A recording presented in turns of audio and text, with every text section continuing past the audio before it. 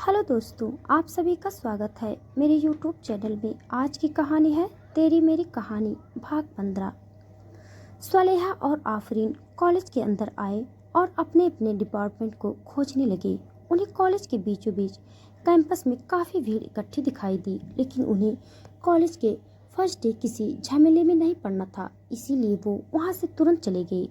सलेहा और आफरीन जानते थे कि उस भीड़ का मतलब सिर्फ रैगिंग से ही था, इसीलिए उन्होंने वहाँ से भागना ही बेटर समझा।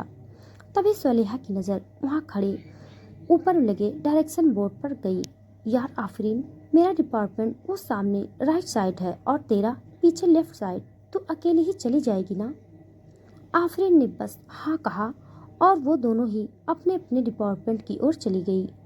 आफरीन को अपने डिपार्टमेंट की ओर जाने के लिए उसे भीड़ के पास से गुजरना था, इसीलिए वो अपने छोटे छोटे कदमों से तेजी से चलते हुए वहां से गुजर रही थी कि उसे किसी लड़की की कड़क आवाज़ सुनाई दी।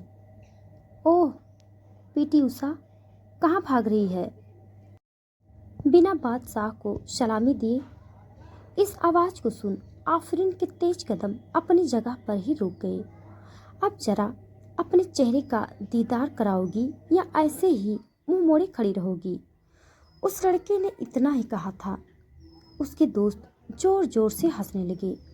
आफरीन ने कसकर अपनी आंखें बंद की। या अल्लाह, इन जालिमों से मेरी हिफाजत करना। आफरीन ने रोनी सी सूरत बनाकर मन ही मन दुआ की और हिम्मत बटोरकर पीछे की ओर मुड़ गई। अरे, हम लोगों ने सोचा तुम बहुत खूबसूरत होगी, तभी मुंह मोड़े खड़ी हो, मगर तुम तो चलती फिरती रोबोट दिख रही हो। उस लड़के ने आफरीन के लुक्स का मजाक उड़ाते हुए कहा तो उसके दोस्त जोर जोर से हंसने लगे। उस लड़के का नाम अरहान था और उसके एक साइड एक लड़की बैठी हुई थी जिसका नाम रेहान था। उसके दूसरे साइड एक लड़का बैठा हुआ था जो अपना चेहरा नीचे झुकाए अपने मोबाइल की स्क्रीन स्क्रॉल कर रहा था। उस लड़के के बगल में एक लड़की बैठी हुई थी जिसका नाम आलिया था। अरहान और आलिया ट्विंस थे। क्या तुम्हारे माँ बाप ने इतना भी नहीं सिखाया कि सीनियर के सामने उसे कैसे ट्रीट करते हैं? आलिया ने अपने नेल्स पर फूंक मारते हुए कहा। वहीं जब आफरीन ने आलिया के मुंह से अपने पेरेंट्स की बात पर सवाल सुना तो उसका चेहरा गुस्से से लाल हो गया। आपको जो बोलना है आप मुझे बोलिए, खबरदार जो मेरे पेरेंट्स को आप बीच में लेकर आए। आफरीन ने गुस्से से आलिया से कहा तो आलिया का चेहरा गुस्से से तमतमा उठा। How dare you answer me like that? Alia ने अपनी जगह से उठते हुए कहा और आफरीन की ओर उसे थप्पड़ मारने के लिए चली गई। उसे बिल्कुल भी बर्दाश्त नहीं हो रहा था कि इतने सारे स्टूडेंट्स के सामने कोई लड़की आकर उसके इंसल्ट करे। इससे पहले कि आलिया आफरीन को थप्पड़ मारती, आफरीन ने उसके हाथ को हवा में ही रोक दिया। खबरदार जो हमें हाथ भी लगाया, वरना आपके हाथ को तोड़ दूसरे में थमा देंगे। और वैसे भी आपके जैसे छुई मुई हाथों को तोड़ने में हमें मज़ा भी बहुत आएगा। आफरीन ने अपने एक एक अल्फाजों को चबाते हुए कहा तो आलिया का हाथ झटक कर वहाँ से जाने लगी। वहीं वहाँ मौजूद सारे जूनियर्स ये नज़ारा देख बहुत ज़्यादा खुश थे। तो वहीं आलिया और उसके दोस्त के चेहरे का रंग उड़ा हुआ था। लेकिन आलिया के बगल में बैठा वो लड़का अभी भी अपने सिर को नीचे झुकाए अपने मोबाइल स्क्रीन स्क्रॉल कर रहा था। लेकिन उस लड़की के होठों पर हल्की सी स्माइल थी।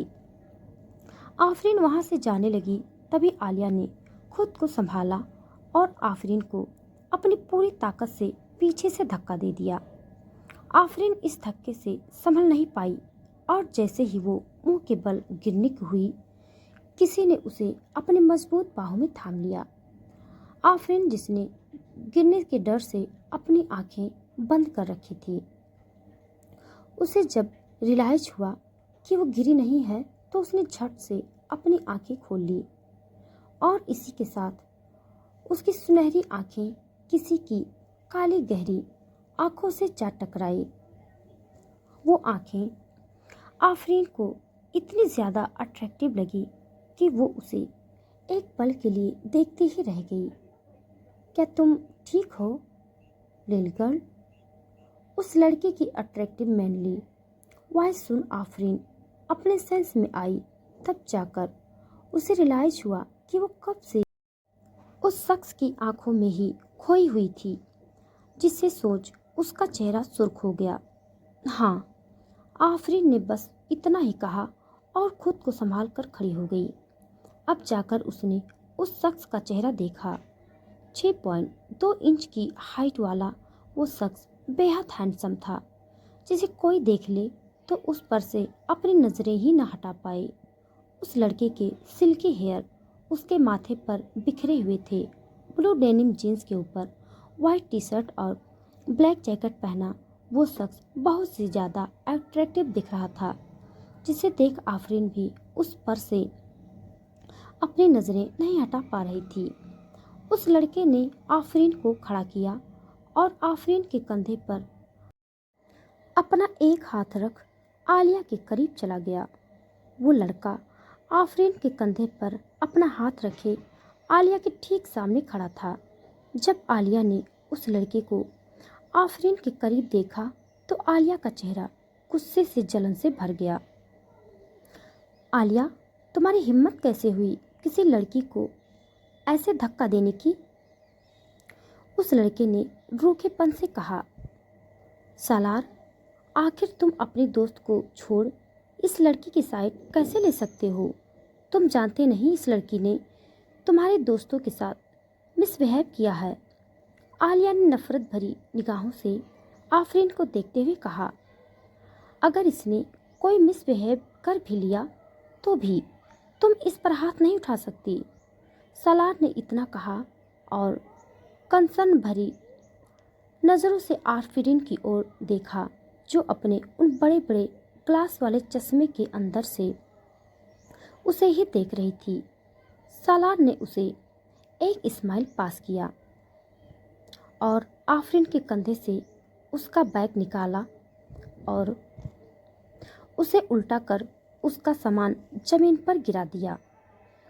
आफरीन, जो अपनी मासूम निगाहों से एकटक सालार को देख रही थी, जब उसने सालार को उसका सामान ऐसे जमीन पर गिरते हुए देखा तो उसकी आंखें हैरानी से फैल गई। ये सब आफरीन ने इतना ही कहा था कि उसे अपने सिर पर कुछ गीला गीला सा महसूस हुआ। जब आफरीन ने अपने बालों से गिरते लिक्विड को देखा तो अपनी जगह चमसी गई। सालार ने अपने हाथ में पकड़े सॉफ्ट ड्रिंक के खाली कैन को वहीं जमीन पर फेंक दिया, जिसका सारा ड्रिंक उसने आफरीन के बालों में डाल दिया था। सालार की इस हरकत पर उसके दोस्तों के होठों पर जहरीली स्माइल आ गई, जिनमें सबसे ज़्यादा खुश आलिया ही थी। सालार जाकर आलिया के बगल में खड़ा हो गया और आलिया के कंधे पर हाथ रखते हुए आफरीन को चिढ़ाने वाली स्माइल देने लगा। आफरीन, जो इस इंसिडेंट से शॉक में थी, जब उसने स्टूडेंट्स को खुद पर हंसते हुए सुना, तब जाकर वो अपने सेंस में आई। तुम्हें क्या लगा कि तुम मेरे दोस्तों की इंसल्ट कर ऐसे ही बच जाओगी? तो तुम गलत हो लिल गर्ल। अगर तुम नहीं चाहती कि तुम यहाँ जोकर की तरह खड़ी होकर अपनी इंसल्ट कराओ, तो चुपचाप घुटनों के पल बैठकर मेरे दोस्तों से माफ़ी मांगो। Otherwise consequence will not good for you. Salar ने कनिंग स्माइल करते हुए कहा। आफरीन ने अपनी मासूम निगाहों से सालार की ओर देखा। अब वो लाल हो चुकी थी। आफरीन ने अपने कदम सालार की ओर आलिया की ओर बढ़ा दिए, जिसे देख सालार के होठों की मुस्कुराहट गहरी हो गई।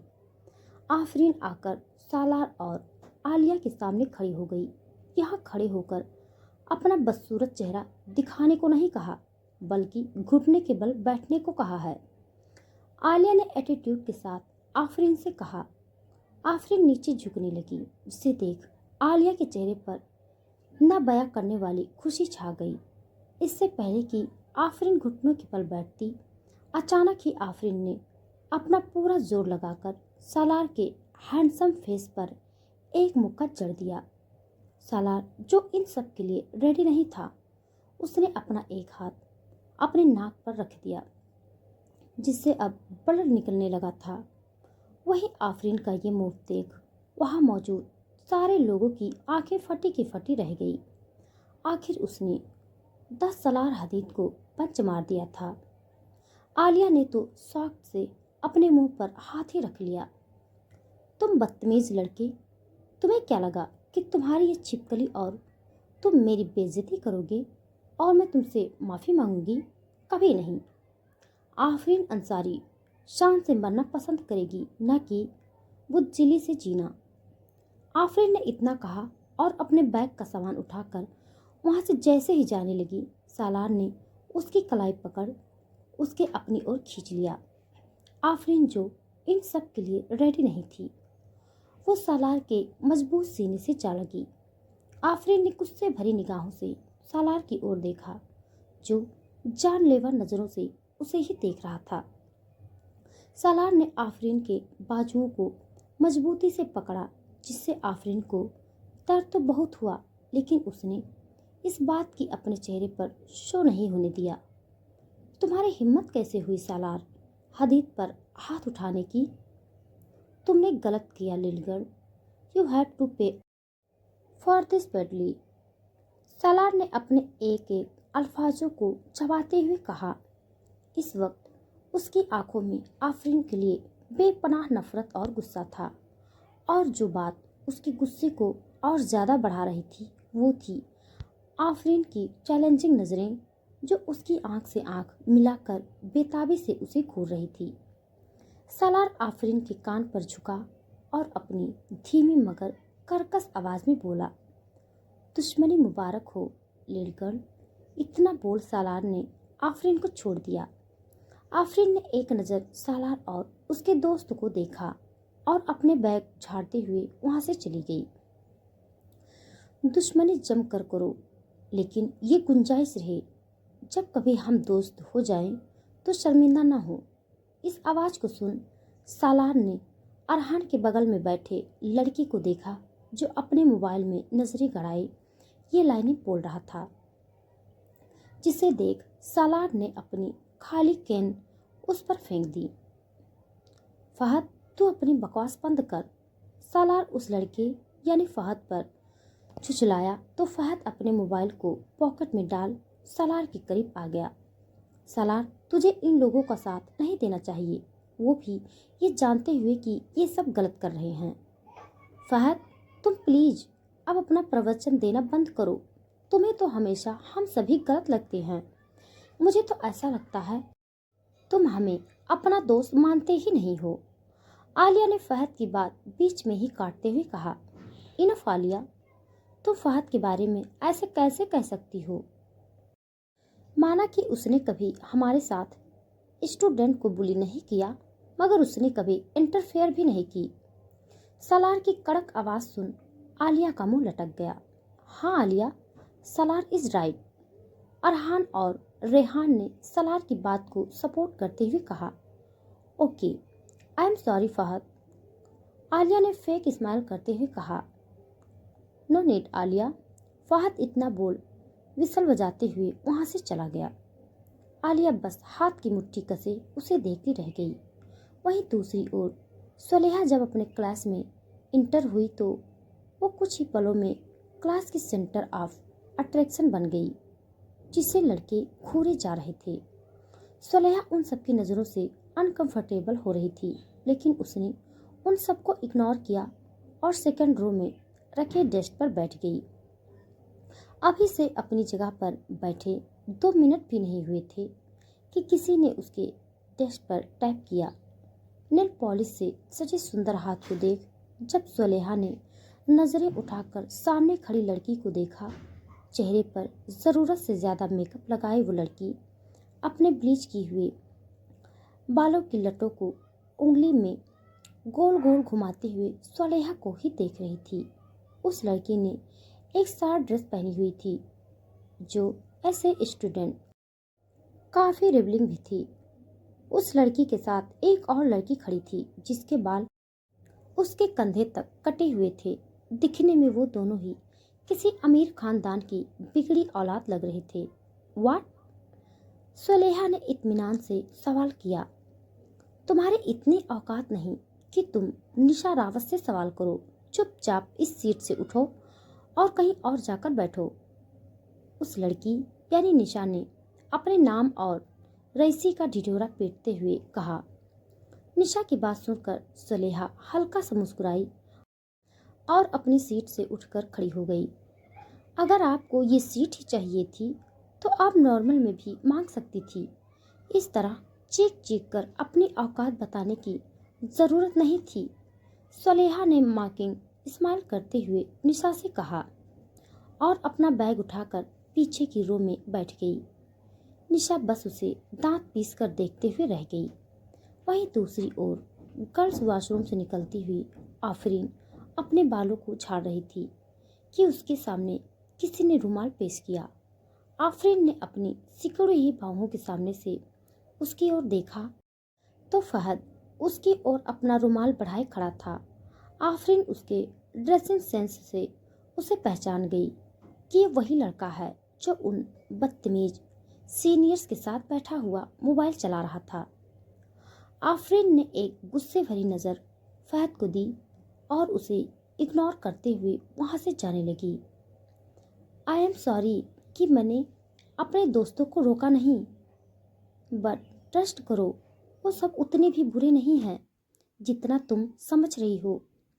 फहद की बात सुनकर आफरीन उसकी ओर मुड़ी और अपने दोनों हाथों को अपने सीने पर बांटते हुए बोली, रियली? क्या इतना सब कुछ होने के बाद भी आप सब भी अपने दोस्तों की तरफदारी करने के लिए मेरे सामने आए हैं? And I am damn sure कि आपके उन नेक दोस्तों को आपकी इस एपोलॉजी के बारे में पता भी नहीं होगा। तो बेहतर है आप मेरे सामने ये काइंड हार्टेड बनने का दिखावा मत कीजिए। आफरीन ने तिरछा मुस्कुराते हुए कहा। आफरीन की बात सुनकर फहद के होठों पर स्माइल आ गई। वो जितनी दफ़ा इस लड़की से मिल रहा था उसे ये पहले से भी ज़्यादा इंटरेस्टिंग लग रही थी। उसके साथ ये लाइफ में पहली बार हो रहा था कि उसे यानी फहद बारी को किसी लड़की में दिलचस्पी आई हो। देखो, तुम हर किसी को एक ही तराजू में तौल नहीं सकती। जहाँ तक बात है माफ़ी की, तो वो मैं अपनी खामोशी के लिए मांग रहा हूँ ना कि अपने दोस्तों की तरफ से। और मैंने कहीं सुना है पहली गलती तो जल्लाद भी माफ़ कर देता है, फिर आप तो जल्लाद से सुंदर ही दिख रही हैं। ऊपर से आपकी मूछें भी नहीं हैं। फरहान ने मासूम सी शक्ल बनाते हुए कहा। आफरीन जो पैनी नज़रों से फहद को देख रही थी, फहद की बात सुनकर वो खुद को हंसने से रोक नहीं पाई और खिलखिलाकर हंसने लगी। तुम्हें इतना मेलोड्रामा करने की ज़रूरत नहीं है। आफरीन ने फहद के हाथों से रुमाल लेते हुए कहा। तो क्या तुमने मुझे माफ़ किया? ऐसा तुमसे किसने कहा? चलो कोई नहीं, हम ट्राई करते रहेंगे। क्या माफ़ी का? आफरीन इतना बोल वहाँ से चली गई और फहद बालों में हाथ घुमाते हुए उस ओर देखता रहा। वो दोनों इस बात से अनजान थे कि दो आंखें उन दोनों को देख रही और वो सर्द आंखें थी सलार हदीद की। इस तरह सुलेहा और आफरीन को कॉलेज आते करीब 1.5 महीने हो गए। इस बीच सुलेहा की नाक में जहाँ निशान नाम की बला ने दम करके रखा था, जो आए दिन कुछ न कुछ करके सुलेहा की बेइज्जती करने की कोशिश करती थी, जिसके बदले में उसे हमेशा मुंह की खानी पड़ती थी। वहीं दूसरी ओर सालार और उसके दोस्त वैम्पायर बनकर आफरीन का खून पीने के लिए बेताब रहते थे। वो किसी न किसी बहाने आफरीन को बुली करने का एक भी मौका नहीं छोड़ते थे। लेकिन इससे पहले कि वो आफरीन को हर्ट करते, फहद पहले ही आफरीन को इन्फॉर्म कर देता था। इन 1.5 महीने में आफरीन और फहद की काफ़ी अच्छी दोस्ती हो गई थी।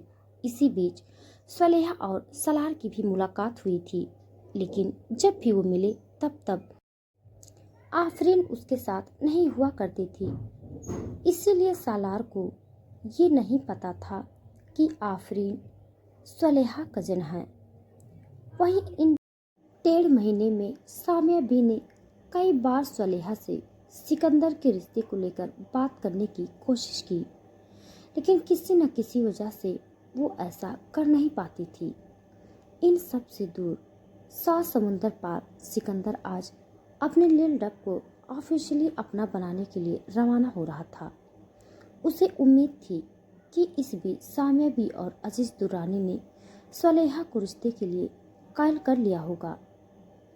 दिल्ली, शाम का वक्त। यार, मेरे ड्रेस की जिप लगा दे, मुझसे नहीं लग रही। मिरर के सामने खड़ी सलेहा ने मासूम शक्ल बनाते हुए आफरीन से कहा, जो इस वक्त अपनी साड़ी के प्लेट्स लगा रही थी। अपने मुंह में सेफ्टी पिन दबाए आफरीन ने सलेहा की जिप लगा दी। मेरा बस थोड़ा मेकअप करना बचा है, फिर चल निकलते हैं, फ्रेशर पार्टी में जाने का टाइम भी हो गया है।